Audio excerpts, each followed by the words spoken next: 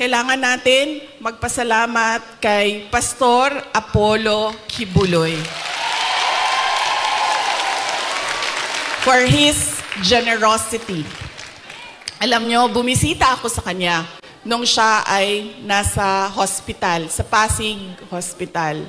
Sabi niya sa akin, kung hindi ako nakulong, kung hindi ako inoppress, pinahirapan, hindi ko maisip na tumakbo para tumulong sa mga nakakulong, sa mga pinapahirapan at sa na-oppress.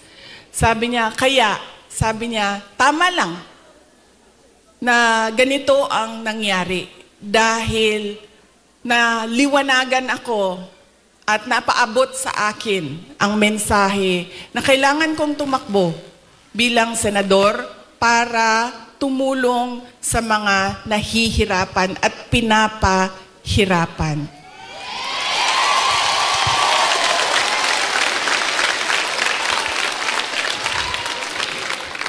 Sabi din niya sa akin, sabi niya, ikaw, kahit anuman ang sabihin man nila na kasalanan mo ang lahat ng ito, Inday Sara, sabihin man nila, kasalanan mo ito dahil hindi ka tumakbong Pangulo.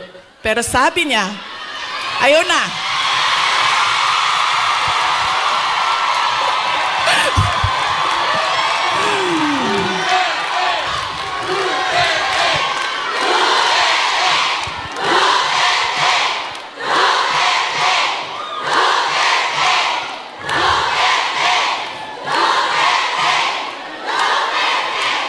Pero sabi niya, makinig tayo kay Pastor Apollo Kibuloy. Dahil siya ang araw-araw nagbabasa ng Bible. Siya ang nakakaalam by heart kung ano ang salita ng Diyos. Ano ang words of God. Sabi niya sa akin,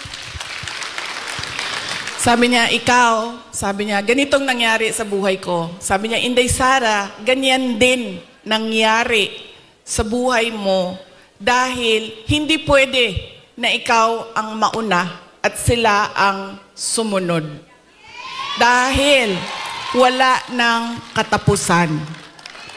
Dapat sila ang mauna at ikaw ang sumunod.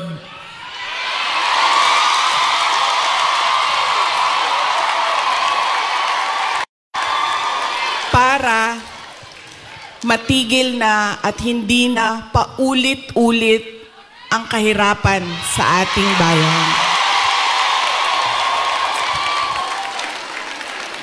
Kaya, nung sinabi niya sa akin yon, hindi na masyadong masakit. Masakit pa rin sa akin pag nakakarinig ako ng kasalanan mo yan lahat, Inday Sara. Pero iniisip ko na lang, naku, sinabihan ako ni Pastor Kibuloy, you are there, you are where you are intended to be by God. Exactly where you are.